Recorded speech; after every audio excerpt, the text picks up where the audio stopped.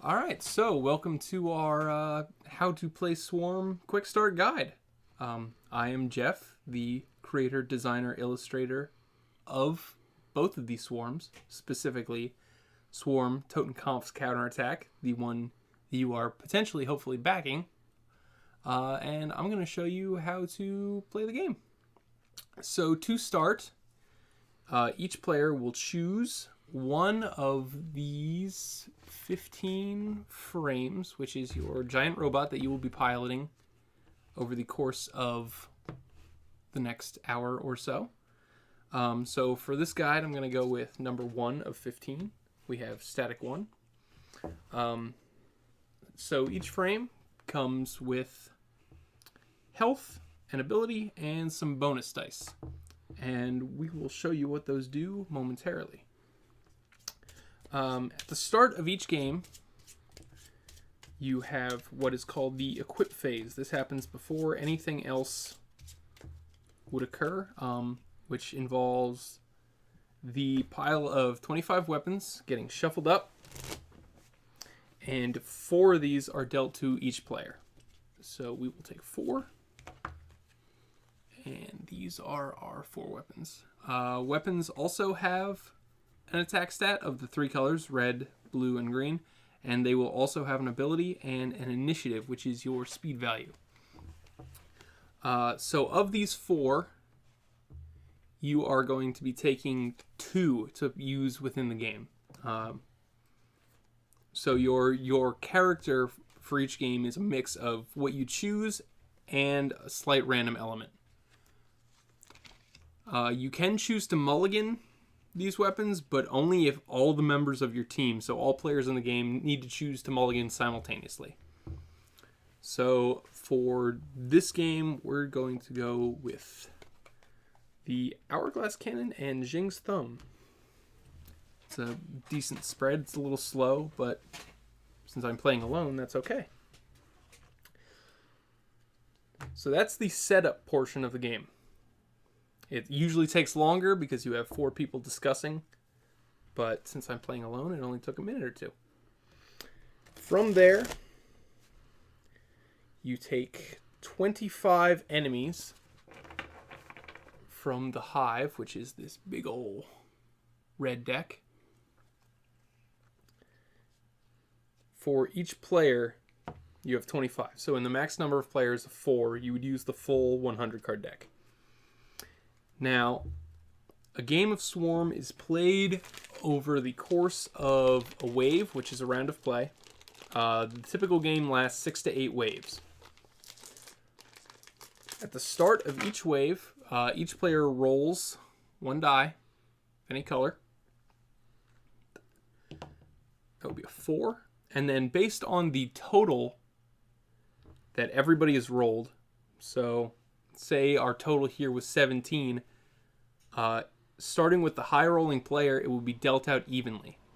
So with 17, it would be 5, 4, 4, and 4. So I will give myself 5 enemies at this point. Now at this point, these 5 enemies are considered to be attacking you. So, for example, Desperado here, luckily for us, he showed up early. When Desperado attacks your frame, you burn the top 2 cards of that frame's victory pile. It's actually the top 1 card. Hey, beta testing. So at this point, you would remove the top card of your victory pile from the game. There are many rules that I'm not going to get into now, but basic trigger, burning, simple stuff. Now is when the meat of the game happens. Based on the initiative values of everyone at the table, it goes from 5 down to 1. You would each take a turn rolling the dice on your weapon. So Hourglass Cannon is the fastest one we have here at a 3, and it has a blue and a green. Static 1 also has a green bonus die, which means once per wave, I can choose to add that green die, kind of like a banked die, from my pool to the attack. So I can go from the blue and the green to a blue and 2 green. If I use it here, I can't use it on Jing's Thumb because I only have one of them to add per turn. But we might as well do it now. So I would roll these dice. Hey, I now have 11 green and 6 blue. That's a fantastic roll. Damage, which I can allocate to the enemies either attacking me in the case of a melee weapon, or to any enemies so I can help out my friends with a ranged weapon. So we have 3 enemies that are red and green, so they can be hit with either, and 1 that is plain green. The other is red and blue. So we will get rid of this 1-point enemy. He'll go down here into my victory pile. Each enemy is worth the number of points you see here. So we have a couple 1-pointers, a 2-pointer, and a 3-pointer. And the rest, let's see, we got 10, 13 out of the 11 we rolled. So we'll do these 3, and then the 1 left over will spill over there.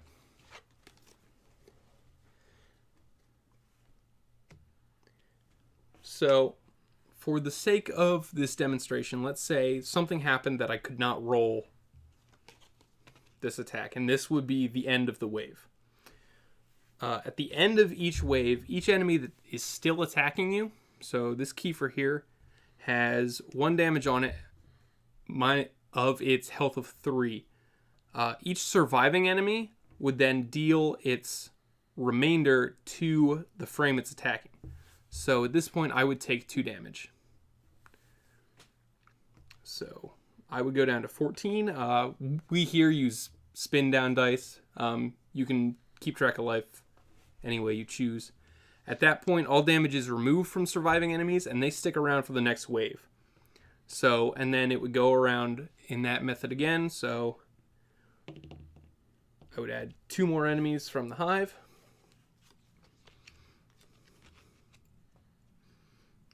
And then you would keep going around that way, each player doing their rolls, until either the hive is empty, so you've killed all 25 to 100 enemies, or if everyone on your team is dead.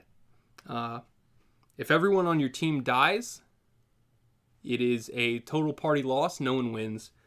If at least 1 member of your team survives to the end of the hive, then the player who has the most victory points in their pile wins. You can win even if you're destroyed as long as the team wins. And the one other thing to mention is that even if your frame is destroyed, so let's say I died, womp womp, once you're destroyed, you still roll a die at the beginning of the wave. It's just that your enemies are dealt out to their survivors. So for each team member that dies, the game will get exponentially harder. So it's important to keep your teammates alive and not to screw them over too much that you end up causing a total party loss. So there's a balance between winning and causing everyone to lose. That's mostly the gist of the game. If you have any questions, you can leave them on this YouTube video's comments, post a comment on the Kickstarter, or shoot me a message on Twitter at ActCactus, and I will happily answer anything you need to ask me. Thanks for watching.